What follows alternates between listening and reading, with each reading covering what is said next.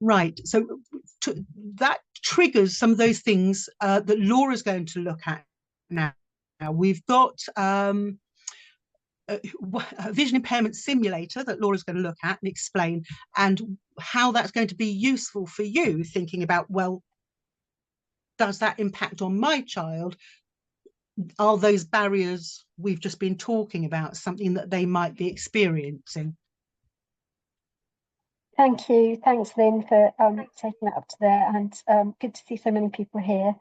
I'm just going to be showing you some clips from a really good piece of video work that's been done by an organisation called Thomas Pocklington Trust.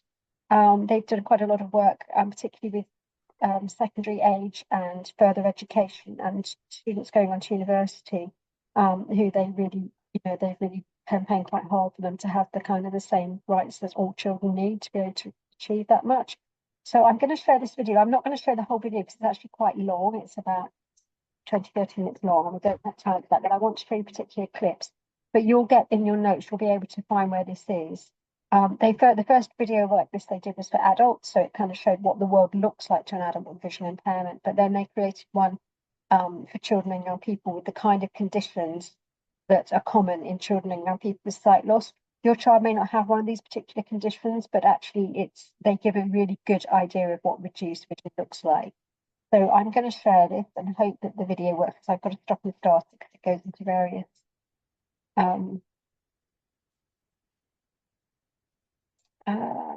where are we? Give me 1 second.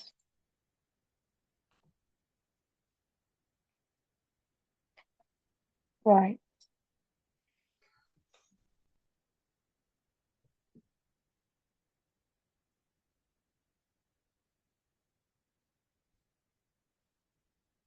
So hopefully you can see this video now. Hopefully you'll be able to hear it as well. I'm not sure how much of the rest of the screen you can see, but I'm just going to go into sharing it. If I can make it a little bit bigger. Thomas Pocklington Trust logo. What do we see too? How the world looks at vision impaired children and young people. Hello, my name is Masuma Ali, and I am an engagement manager at Thomas Pocklington Trust. Following on from our video, What do we see? How the world looks to blind and partially sighted people, we are proud to present What do we see too? How the world looks to vision impaired children and young people.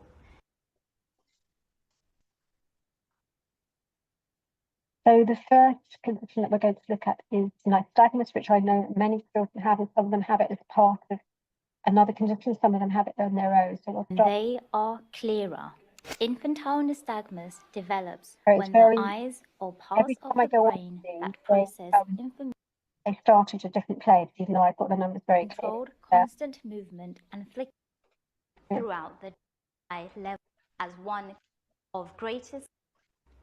At the more about the condition nystagmus. There we go.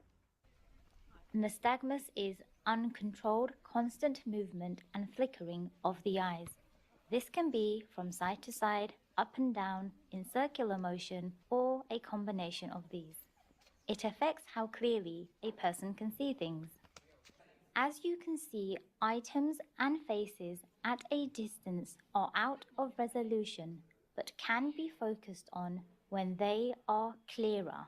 Infantile nystagmus develops when the eyes or parts of the brain that process information from the eyes do not develop properly or are damaged. So I think that shows nystagmus. I think that they meant to say that things can be focused on when they're nearer, not clearer, just so you know. So the next condition we're going to look at is retinitis pigmentosa, which should be 516. Retinitis pigmentosa. Retinitis pigmentosa, or RP for short, is the most common type of rod-cone dystrophy.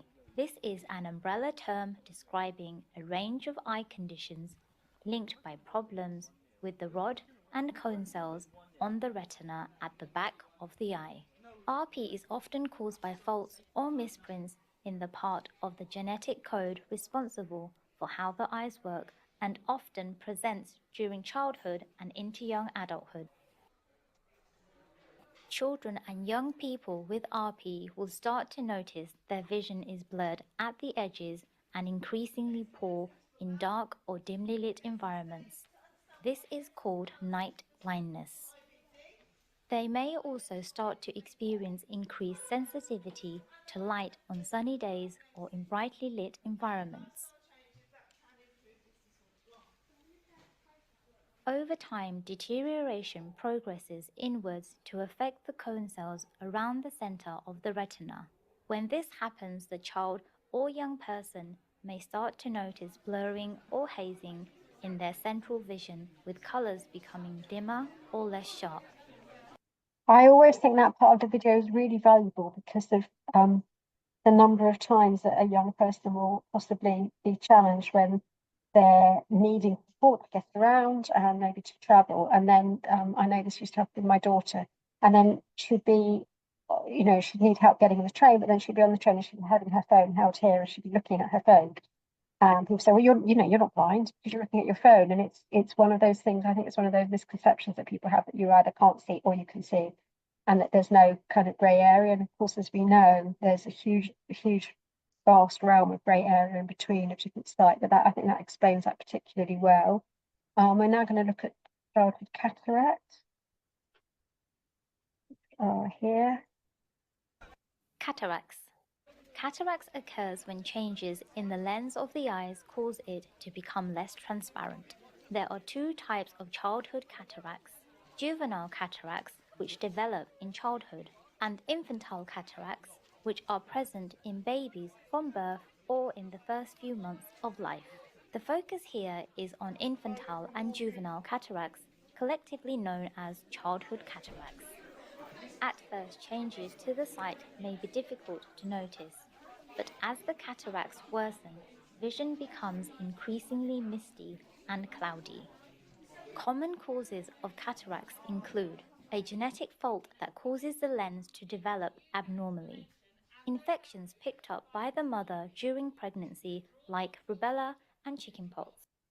So that's a little good bit about cataracts. And the last one I'd like to show you is optic atrophy.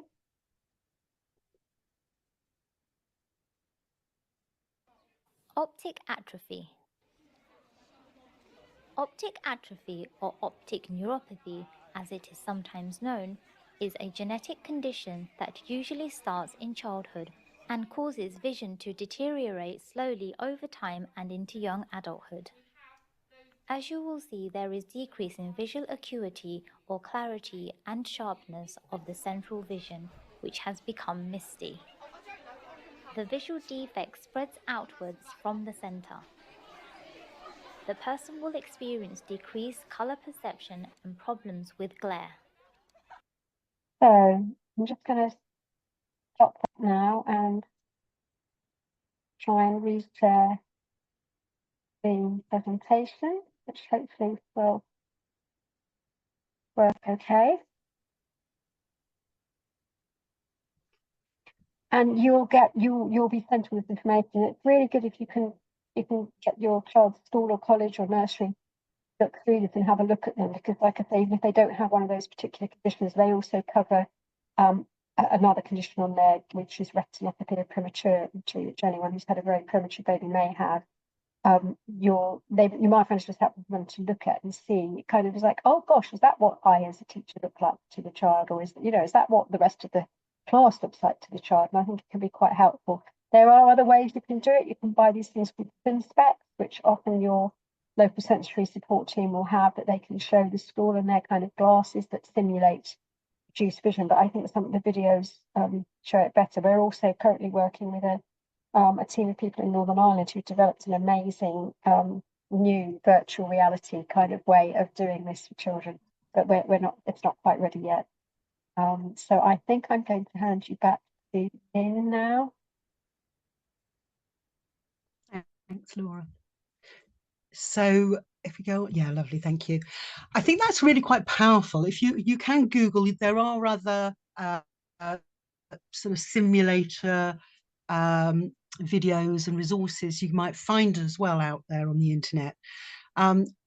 But for a teacher to understand what your child is experiencing will make a massive difference, we find, in about how they make those reasonable adjustments and how creative they are to ensure that your child can access those resources in the curriculum.